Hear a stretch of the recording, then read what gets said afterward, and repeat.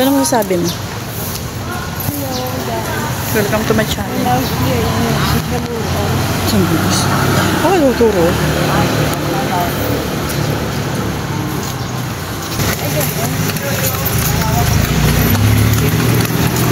Tanang simbahan po sa buong Pilipinas po. 1571 po. Siya from oldest stone church in the Philippines. And siya lang po yung tanging survivor ng panahon ng gera. Okay. San Agustin? So, St. Augustine po. Oldest stone church in the Philippines. Tapos yung ruins mo na nasa harapan natin sa katong building na to, parehas po silang kumbento ng mga Agustinian missionary during Spanish colony po.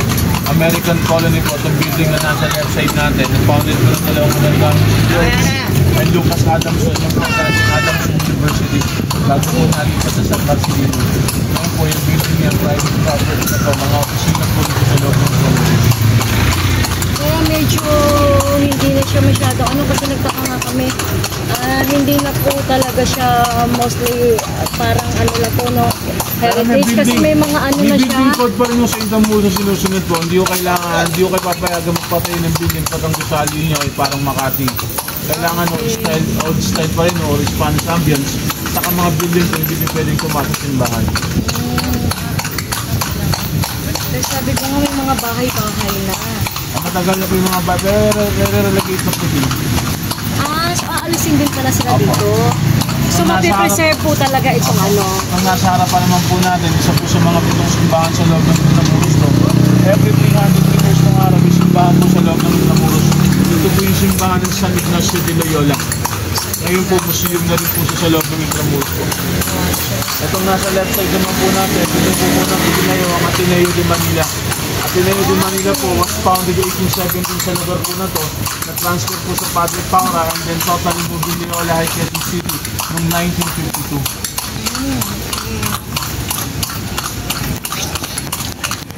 Ito yung food. Ito yung ito yung pinaka-food court nila dito pala. Tapos nung nasa right side po natin, ito po yung pinaka-party ng wall city ng Intramuros po. Yung wall po na hindi siya original, kasi ang original wall po ng Intramuros 6 meter height, 4.5 meters po ang lapad. Ang Intramuros po merong 64 hectare of land and 4.5 kilometers in length. 64 hectares. Mas malaki po ito sa Vatican City. Wow.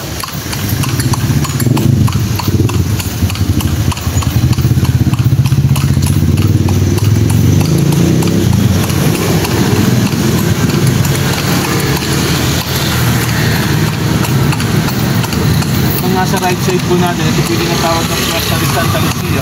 Ito sa mga entrance o pasok sa loob ng Intramuros. Pag sinabi mong puerta, malaking gate, kahit sino pwedeng dumaan. Pag ang gate naman po maliit, pustigo para na sa mga kardinal ng araw.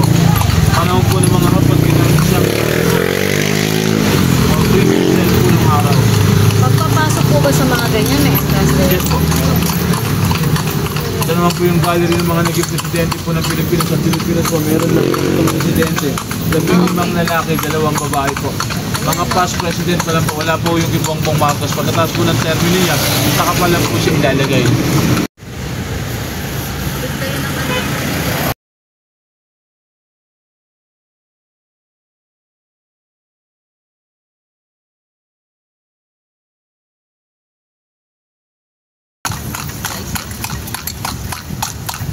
Ruins po na nasa right side natin, American colony po, yun po ang dinawag ng Philippine Constabulary po. Yan po ang dating barat ng mga Pilipinong Amerikano na sundalo ng araw. Yan din po ang itinayo ang Philippine Military Academy bago nalipas sa Baguio noong 1909. Hindi pa din po kasi mga Amerikano sa Pilipinas, tinuruan po nila mga Pilipino ng araw para maging sundalo. Okay.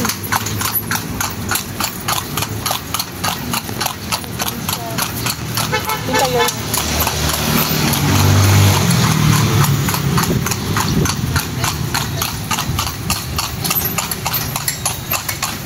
Maganda pa lang pag nito.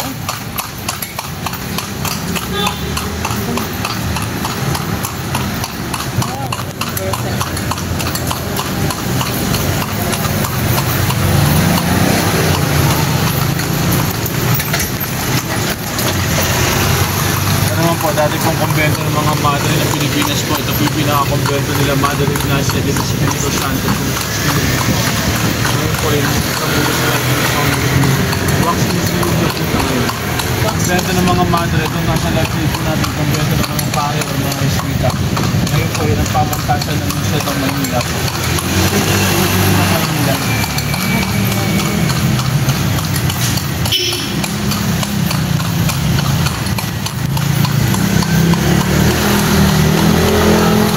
Kinoconstruct na dito. Ito naman po yung baluarte ni San Diego, isa sa mga military detention, military contribution. Yung panahon ng mga Kastila. Ito po tayo ng mga Philippines, sinira po nila ng 1762 yan. Ano po yung lugar po niya, function venue na po sa mga wedding.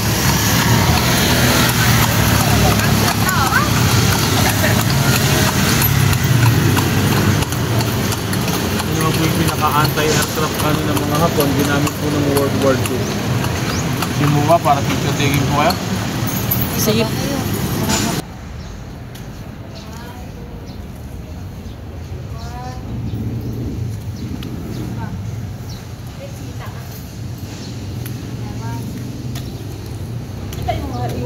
Sa mga mayayamang tao nung araw, yung mga tinatawag na mga Ilustrado, Peninsulares, Insulares.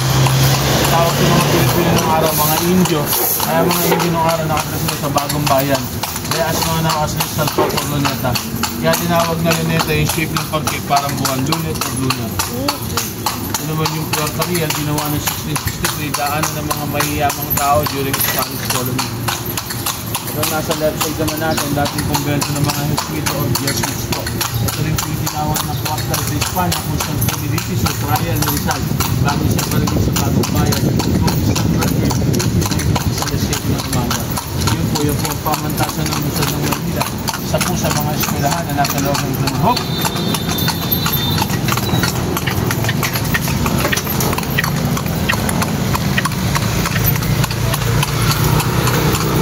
Dolin dito. Sa dolin.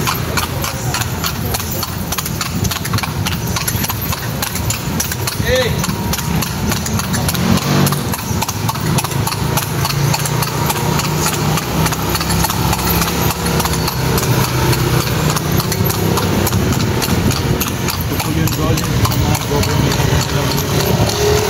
Nasa right side po natin, dati pong gawa ng mga balakan yung Espada during Spanish colony. Kung nasa left side naman po natin, dati pong simbahan na San Nicolas de Tolentino or de Antonio San Sebastian Christian Convent.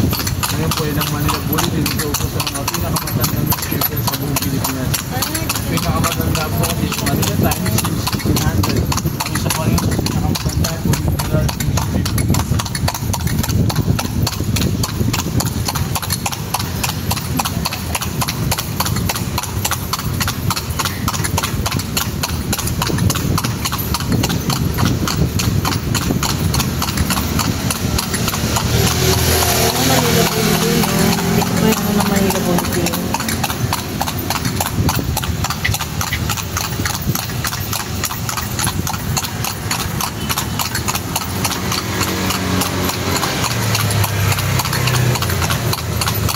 Ang ganda nito ito i-block.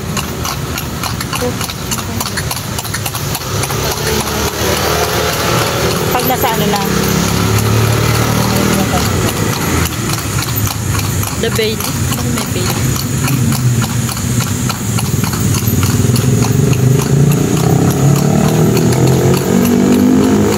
Tawag sa Manila High School po, isa sa mga pinakamatandang high school po sa Manila.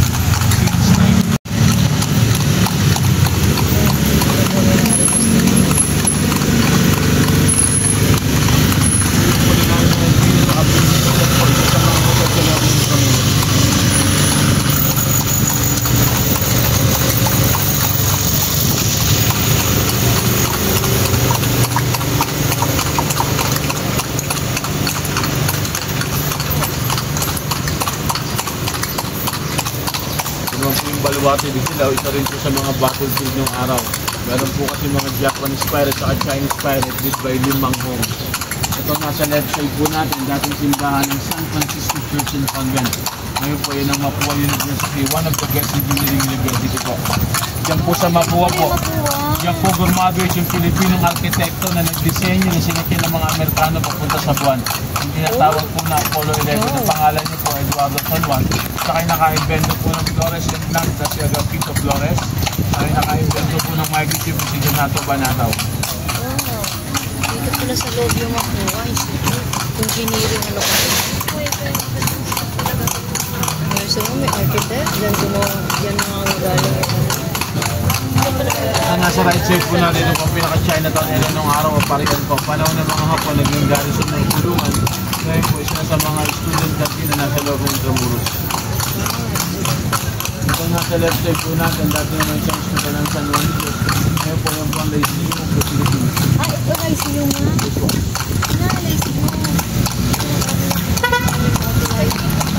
Magkakaano na pala sila ng Mapua. Ayan ang nga Lyceum mo. Ang po yung Puerta del Pariante, daanan po ng mga Chinong mga ngalakad po ng araw. So, ibig sabihin, hindi lang pala to history lang ng 1764. Ang Amerika po, 50 years sa mga Hapon po, 1942 to 45. ibig sabihin dito lang talaga sa lugar din na to halos. Okay. O so talagang malaki talaga palang ano nito, ng Intramuros. Kasi hindi lang pala siya sa ano lang, yung mga Kastila.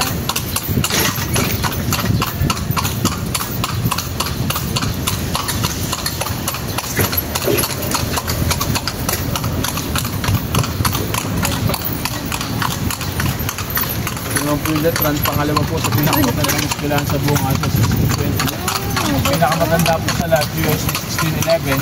Pangatlo po sa pinakamatanda po, Leo de Santa Isabel, 1632. Yung mga eskwelahan po yan, mas matanda po sila sa Harvard University sa Amerika. Ang Harvard po was 1632. Po yung pinaka-bomb shelter po nung araw, nirestore po siya, ginawa mga Bar Club. At yung sarado ng local government. Pinasara. Opo, kasi ginagawa po ng mga estudyante na po bago pumasok. Okay. Kasi may ano kasi nasa paligid yung school, hindi talaga dapat.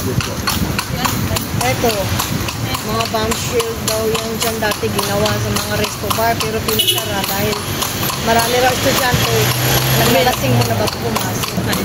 Kasi siyempre una ka, nandiyan lang din sa loob yung mga university. Ito po yung building po na nasa left side natin. Dati pong simbahan ng Santo Domingo bago nalito pa tayo sa natin. Ngayon po bangko na rin po siya. Abang ko. Tapos kung ruins po na po yung pinaka-custom house o adwana ng panahon ng mga Kastila. American colony po yung po naging central bank ng Pilipinas. Yung ginagawa na po sa National Archive.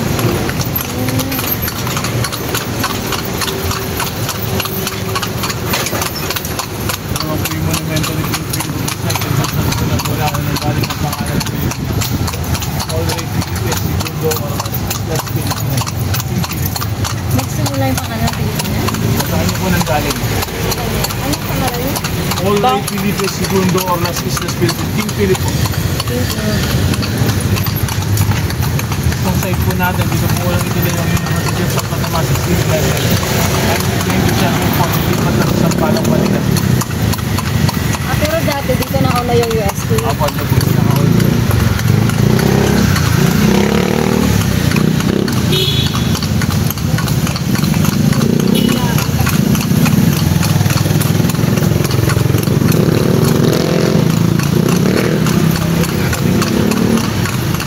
Pero halos karamihan ba ng mga building dito, mga na ano na siya, mga na-renovate na siya ng dahan-dahan. Lahat po rin yung big na po lahat. Lahat na talaga siya. Lahat ng bago lang po yung big na church. Yun po ang hindi nasira ng pangalawang limahan. Yung alin? Sa Agustin Church. San Agustin Church, yun lang ang hindi talaga natibay siya. Ito po yung Manila Cathedral. 8 beses na sirap. 8 beses na sirap. 7 beses ginawa po. Uy, Manila pa. 7 beses na sirap. 8 beses na ginawa. Yan po ang commander of all Sa sabog-sabog ng gera. Hello, ito yung inaral namin sa HOA. Yung mga sakit, ay mga inaral namin sa West Philippines North naman.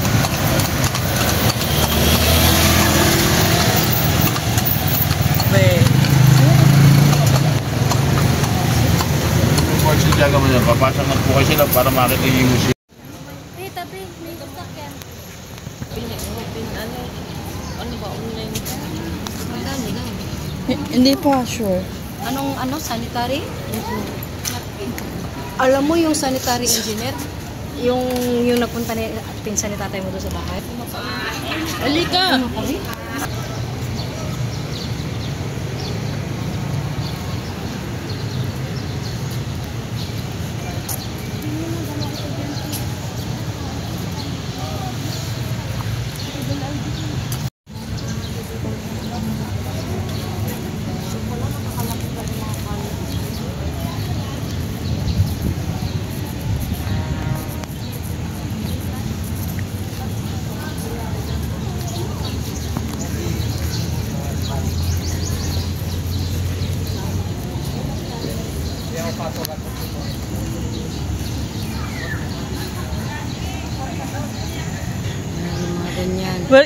Welcome to Baluartillo de San Francisco Javier. Kasali yung pinag-aaralan mo yan sa ano? Yes, this is history. Sa... Ito. Baluarte San Francisco ni San Francisco Javier by Governor Sabiniano Marente Ilara. It was the oldest third gate when the first Governor Palace was located in Jabu. You get deja vu.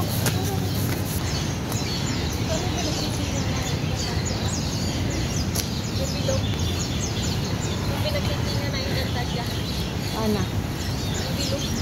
Wala, di tayo nakapunta doon. Ito yata yun. Kaya, pwede mo siya lakarin para abutin ka magapon. Ayan o, may mga kanyon pa. Kanyon ba yan?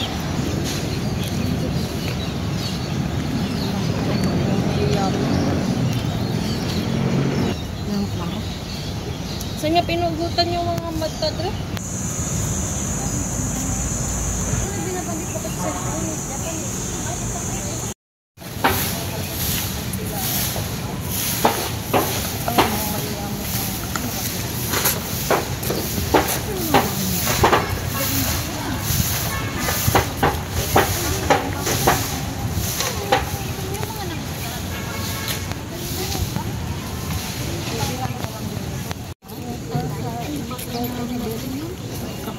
Na vlog nga doon na ano na mayroon daw pala.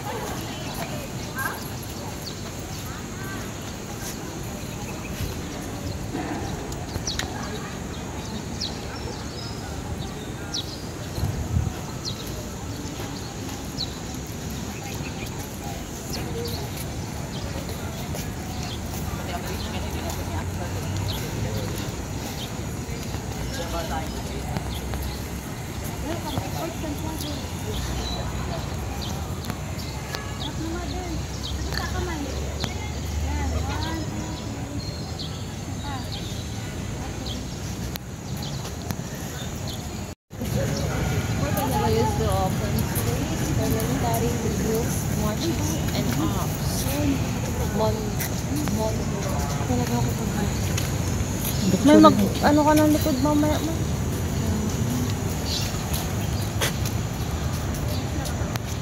Nagutom na ako ng hirap.